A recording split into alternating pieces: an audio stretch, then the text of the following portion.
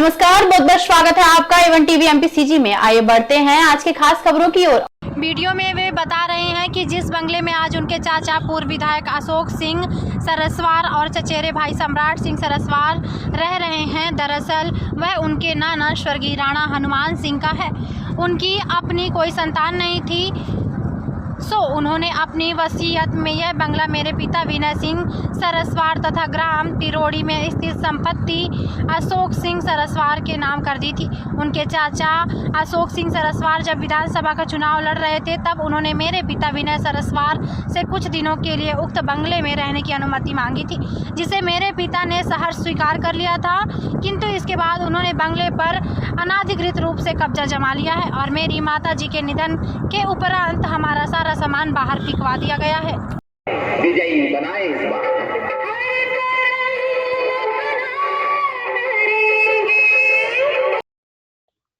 देखिए, बहुत गलत काम किया है।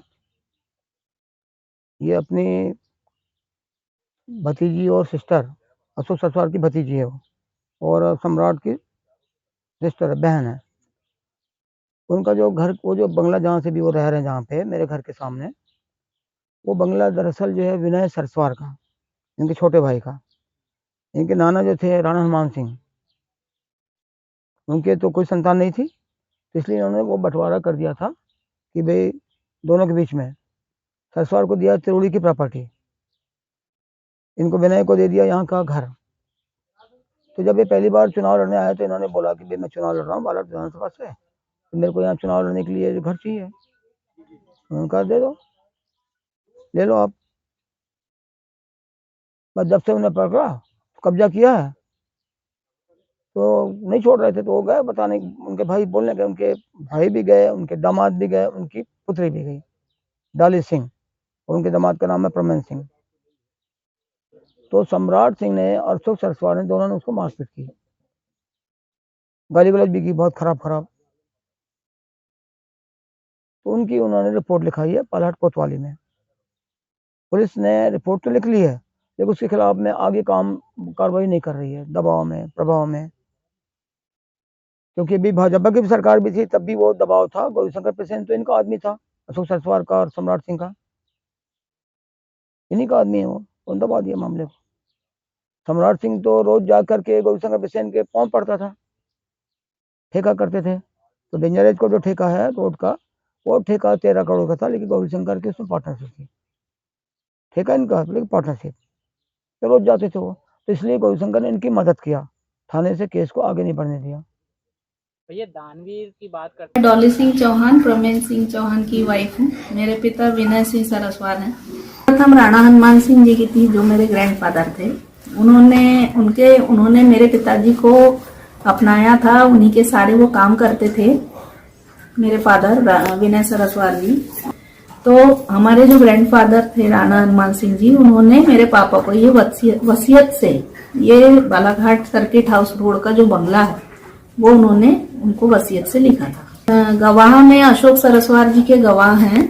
और जब 2016 से मेरी मम्मी नहीं रही, तो वहाँ हमारे मम्मी का बेडरूम था, मम्मी पापा का। तो उन लोगों ने वहां से सामान हटा के हमारे नक्सी के घर में सम्राट ने फिकवा दिया था।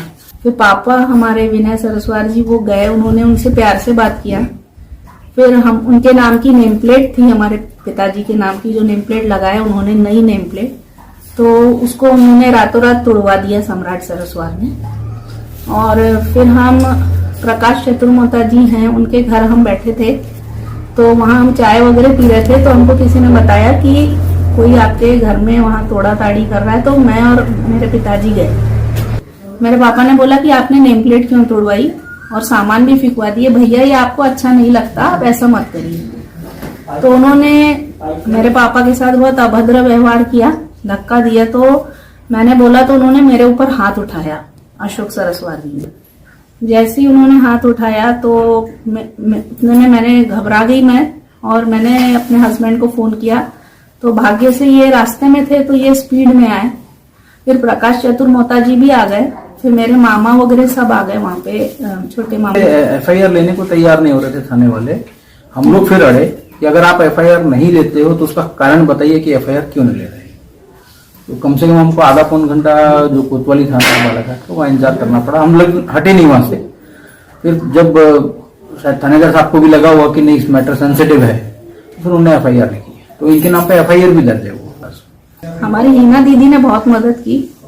हिना दीदी ने हमको फोन किया कि दीदी मैं आपके साथ हूँ। फिर हम लोग आए वापस, फिर हमने कंप्लेंट करी। तो फिर उसके बाद में उसमें भी फिर कहानी दूसरी हो गई कि न्यूज़पेपर में आया तो हमने तो निकलवाया नहीं था भाई, थाने से अपने आप न्यूज फ्लैश हुई। और इतना मजबा जब जम गया था शाम के इंसिडेंट के बाद, तो हमारे ससुर साहब को फोन करके वो बोल रहे हैं कि तुमने अच्छा नहीं किया ये पेपर में निकलवा के। सम्राट हमको धमकी देने लग गया कि तुम लोगों ने हमारी FIR न्यूज पेपर में कराए।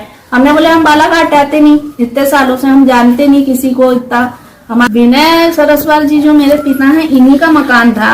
अशोक सरस्वार जी उनके भाई ने करके उनको आने जाने रहने दिए। ज्वाइंट फैमिली थी, वो भी रहते थे, हम भी रहते थे। परिवार एक था, बिजनेस एक था, सब एक था। जब से मेरी मम्मी चली गई तब से इनके मन में ऐसा पता नहीं क्या आया कि आप यहाँ नहीं रहेंगे, हम रहेंगे और ये मकान आप हमें दे दीजिए। कि सामने वाला जो रूम है एक, जो तो हमारे ससुर साहब ने इनको बोला ठीक है भाई, राजनीति आपको करनी है तो आप अपना आगे वाला कमरा ले लीजिए और जो भी ऑफिस चलाना है आपको चलाइए। धीरे धीरे क्या हुआ कि जब ये लोग ज्वाइंट में ही बिजनेस में थे और कभी भी विनय सरस्वार जी ने शायद कभी मन में भी नहीं सोचा हुआ कि मेरा बड़ा भाई मेरे साथ ये करेगा, तो एक जो कॉन्फिडेंस रहता है भाई का रिलेशन है भाई, तो उस हिसाब से इन लोगों ने आगे कैरी फॉरवर्ड कर देगा। लेकिन सामान पूरा जो उस बंगले के अंदर आज भी जो पलंग बिस्तर फर्नीचर जितना है वो सारा राणा साहब के टाइम का ही है, जो कि वसीयत के द्वारा इनको दिया गया था। वो सारा सामान आज भी वही है। इनके सिर्फ कपड़े होंगे और बर्तन होंगे मुश्किल से, इवन वो बर्तन भी उठा करके जैसा का वैसा ही घर रखा हुआ है। वहाँ का सामान कुछ वैसा का वैसा ही है, कुछ इन लोगों ने चेंज हुआ कुछ नहीं। हाँ, और उन्होंने को ये पता ही नहीं था कि वो हमारा घर है कि अशोक सरस्वार जी का है। जब उन्होंने सारे पेपर देखे तब उनको समझ में आया कि ये विनय सरस्वार जी का पेपर है। तो उन्होंने बोला कि ठीक है, हम जहाँ तक आपकी हो सके मदद करेंगे, बस उसके बाद तो कुछ नहीं। फिर उसके बाद हम लोगों ने सभी बड़े नेता लोगों से हमने बात की, क्योंकि राजनीति में है, हम लोग जॉब क्लास हैं। फिर हम लोगों ने इनकी कंप्लेंट वगैरह डाली तो उसके ऊपर भी SDM साहब ने, कलेक्टर साहब ने कुछ एक्शन नहीं लिए। तो मैं इसको पूरा आपको जानकारी देता हूँ। इसमें जब FIR तो हमने करी थी उस एपिसोड की, जो भी 6 दिसंबर को, तो जो मारपीट इनके साथ करी और सम्राट ने मेरे साथ करी है वो हमने FIR दर्ज करा दी थी। हमने कलेक्टर साहब जो उस समय थे 2019 में, उनको दी एप्लीकेशन। तो एप्लीकेशन हमने एक्सेप्ट करी कलेक्टर ऑफिस ने, बट रिसीविंग नहीं दी और उस पर कोई कार्रवाई नहीं हुई। एज पर विल, जिसमें खुद अशोक सिंह सरस्वार जी गवाह हैं, वो विल के अकॉर्डिंग 94 में और ट्रांसफर हुआ है मकान, नामांतरण हुआ है। जो नगर पालिका का टैक्स है वो उनके नाम पे है, वो पूरा जमा कर रहे हैं, उसकी सारी रसीदें हैं हमारे पास। जो आखिरी का जो अपना जो प्रॉपर्टी का जो हर साल अपन पेपर निकलवाते हैं उसमें भी पूरा नाम दर्ज है। तो यहाँ पे प्रॉपर्टी डिस्प्यूट ही नहीं है कि प्रॉपर्टी किसके नाम पे है। सर, इन लोगों का सीधा ये है कि इनका सिर्फ हमको डोमिनेट करना, ये एक लड़की है और एक ये मेरा छोटा भाई है, ये दब जाएंगे करके वो दबा के हमको, यानी व्यवस्था करके इनने एक बार 2021 की बात है, अशोक सरस्वार जी ने 2 गाड़ी भर के कुछ लोगों को भेजा, अपने फ्रेंड्स लोगों को। उनके कोई फ्रेंड्स आए थे, हमारे बीच वाले ताऊ जी भी थे उन्हीं के साथ में। तो उन लोगों ने रात में आए, उन लोगों ने हमारा घर वगैरह देखे और बैठे हमारे साथ और बोले कि तुम ये मकान हमको दो। तो हम हमारे मैं और मेरे पापा अकेले थे। फिर हमने फोन करके हमारे मामा जी को बुलाया कि मामा जी जल्दी आइए, क्योंकि 2 गाड़ी भर के लोग आए हैं। तो हमारे पापा से उन्होंने इस बात पे विवाद किया। तो उन्होंने बोला कि नहीं, मैं ये मकान तुम लोगों को देना नहीं चाहता। मैंने अशोक भैया को आने जाने रहने दिया। आज मैं भी रहता था, अशोक भैया भी रहते थे। आज अशोक भैया ने ऐसा मेरे साथ किए, मैंने सपने भी नहीं सोचा था। उनके हर बिजनेस में, उनके बच्चों के पालन पोषण में, उनके इलेक्शंस में, सब में मैंने का बहुत काम किया है और वो मेरा घर है, मैं तुम लोगों को देना नहीं चाहता। उस दौरान क्या राह चलते बोल नहीं सकते कि भाई मेरा पीछा क्यों?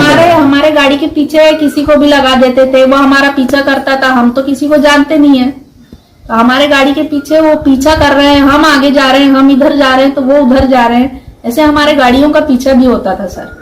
और सम्राट ने बोला भी था कि ज्यादा यहाँ आएगी तो इसको अच्छा नहीं होगा। तो कैमरे में हमने बोला सर कि कैमरे में जाके देखिए कि आपकी उन लोगों ने हमारे साथ क्या किया है, तो उन्होंने ये बोला कि ये सब झूठ बोल रही है, इसके पापा भी झूठ बोल रहे हैं, इसके हस्बैंड भी झूठ बोल रहे हैं। फिर मैंने बोला कि सर वहाँ कैमरे लगाए हैं, वहाँ कैमरे में आप जाके चेक करिए। स्टेट भाई घर की लड़की थी, हमने शादी कर दी, अब वो अपना देखे, अब ये प्रॉपर्टी तो हमारी जॉइंट की है, मतलब ये समाज को दिखाना चाहते हैं कि ये प्रॉपर्टी हमारे जॉइंट की है, तो हम आपस में निपट लेंगे। जो भतीजा अपने चाचा का नहीं हुआ, जो बड़ा भाई अपने छोटे भाई का नहीं हुआ, वो जनता का क्या होगा? आप इसी से समझ लीजिए, जो अपने परिवार का नहीं है वो परिवार के बाहर आम जनता का क्या होगा?